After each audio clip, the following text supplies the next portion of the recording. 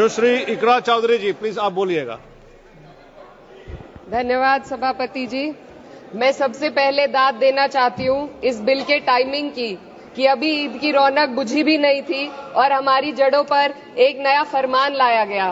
पहले उत्तर प्रदेश में मुसलमानों को नमाज पढ़ने पर रोक लगाई और फिर सौगात में ये बिल लाया गया। निसार में तेरी गलियों पे है वतन, जहाँ चली है रिवाजो गैर कि कोई ना सर उठाकर चल सके। मैं सभापति जी आपको ये बताना चाहती हूँ कि ईद के मौके पर एक विधवा महिला अपनी लड़की के साथ मेरे पास आई और उसने बताया कि वह एक वक्फ की प्रॉपर्टी में रहती है, वही उसके सर पर छत का काम भी करती है और उसकी रोजी रोटी भी वहीं से आती है।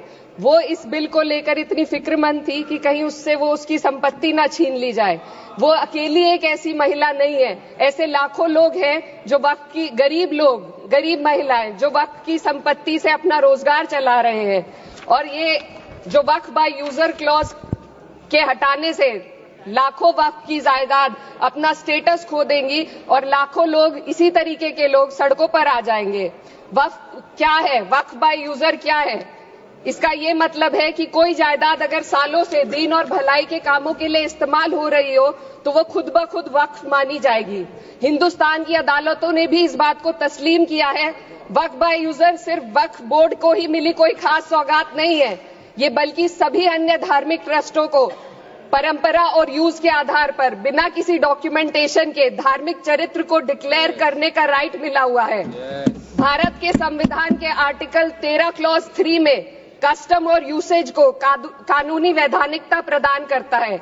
इसी आर्टिकल से वक्फ बाय यूजर भी निकला गया है। इस बिल के कानून बनने पर वक्फ बोर्ड तो इस प्रोविजन से हाथ धो बैठेगा, लेकिन अन्य धार्मिक ट्रस्टों को यह सुविधा जारी रहेगी। इससे भारतीय संविधान के आर्टिकल 14 और 15 का सीधा उल्लंघन है, जो धर्म और जाति के आधार पर भेदभाव और कानून के सामने सभी की बराबरी पर जोर देता है। मैं इसके साथ ये भी कहना चाहती हूँ कि सत्ता के लोग जो एक दूसरे की पीठ थपथपा रहे हैं कि वक्फ बाय यूजर का जो अमेंडमेंट इन्होंने दिया उसको एक्सेप्ट कर लिया गया है, लेकिन इनकी शरारत यह है कि उसके साथ ही एक ऐसा प्रोवाइजो इसमें शामिल किया गया जिसके आधार पर यह कहा गया है कि अगर कोई भी वक्फ की संपत्ति विवादित हो तो वो अपना वक्फ स्टेटस खो देगी। तो जो अमेंडमेंट इन्होंने दिया है जिसको एक्सेप्ट कर लिया गया है उसका कोई मतलब नहीं है, ये इनकी नीयत है जो साफ जाहिर हो रही है। सोने पर सुहागा एक काम और किया है, सरकार ने वक्फ की कानून के सेक्शन 107 को हटाकर लिमिटेशन एक्ट में 12 साल तक ही किसी के खिलाफ अदालत में जाने का प्रोविजन है। सेक्शन 107 में बोर्ड को लिमिटेशन एक्ट से राहत मिली हुई थी। वक्फ बोर्ड कभी भी अवैध कब्जाधारियों के खिलाफ अदालत जा सकता था। अगर ये सेक्शन ना हो तो अवैध कब्जा करने वाले लोग कानूनी प्रक्रिया का फायदा उठाकर वक्फ की प्रॉपर्टी को हड़प सकते हैं। अन्य धार्मिक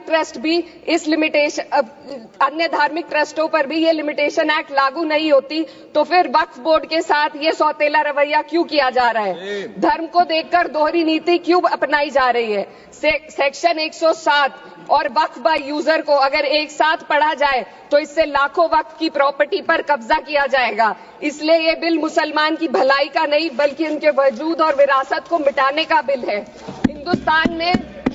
हिंदुस्तान में बहुत सारे धार्मिक ट्रस्ट हैं जिसमें उस खास मजहब के लोग शामिल होते हैं और उसका इंतजाम करते हैं, और ये बात समझ में आने वाली भी है क्योंकि जो व्यक्ति अपने मजहब के रीति रिवाज को जितना अच्छे से समझ सकता है किसी अन्य मजहब का व्यक्ति नहीं समझ सकता।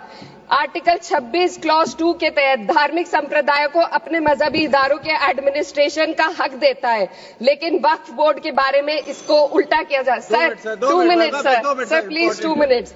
सरकार इसे एक सेक्युलर बॉडी मान रही है और इसमें गैर मुस्लिमों को शामिल करने की बात कह रही है। आपके मुंह से सेक्युलरिज्म की बात सुनकर अच्छा लगा, लेकिन अगले ही पल ये भ्रम टूट जाता है क्योंकि आपको सिर्फ दान देने के लिए प्रैक्टिसिंग मुस्लिम का आपने क्लॉज डाला है, लेकिन बोर्ड में बैठने के लिए मुस्लिम होने की कोई आपकी क्लॉज नहीं है। तो इससे आपकी जो दोहरी नीति है वो साफ जाहिर होती है। ये वही सरकार है जिसने राम जन्मभूमि ट्रस्ट में ये लिख दिया कि जिला अधिकारी भी अगर होगा तो हिंदू होना चाहिए। कोई मुझे बताए कि वहां पर सेक्युलरिज्म का रस क्यों नहीं घोला गया। सर, आखिर में मैं अपनी बात को खत्म करने से पहले महिलाओं का मुद्दा बार बार उठाया जा रहा है। सरकार का कहना है कि बोर्ड में मुस्लिम महिलाओं को रिप्रेजेंटेशन देंगे। इस कानून से पहले भी मुस्लिम महिलाएं बोर्ड में मेंबर रह चुकी हैं और मिनिमम 2 का प्रोविजन था, उससे ज्यादा भी हो सकती थी। सर, मैं ये कहना चाहती हूँ कि सरकार ने महिलाओं के लिए ऐसा कौन सा नया काम किया जिसका ढिंडोरा सरकार का हर सदस्य पीट रहा है। इस बात की तायीद अगर आपकी तरफ से कोई मुस्लिम महिला करती तो हम उसका यकीन भी करते, लेकिन अफसोस आपकी इतनी लंबी कतार में एक भी मुस्लिम महिला नजर नहीं आती है। महिला नहीं है, एक महिला। सर, मैं खुद एक मुस्लिम महिला हूँ। मैं सिर्फ एक सर, मैं माइनॉरिटी महिला हूँ। इस सदन में हम सिर्फ 2 महिलाएं हैं और उस नाते से मैं ये बात कहना चाहती हूँ कि इस बिल के माध्यम से मुस्लिम महिलाओं को कुछ नहीं मिल रहा है। ये हमें कुछ नहीं देना चाहते, सिर्फ टोकनिज्म हमारे नाम पर बनाकर एक नैरेटिव मीडिया में चलाना चाहते हैं। तो ये बिल मुसलमान की भलाई का नहीं, उनकी पहचान को मिटाने का है। सर, अंत में मैं बस यही कहना चाहती हूँ कि कागजों की कैद में बस नाम रह जाएंगे, वो जो हमारे थे सिर्फ दावे में रह जाएंगे। इस बिल के द्वारा मीठी ईद के जायके को कड़वा करना, यही असली सौगाते मोदी था। बहुत बहुत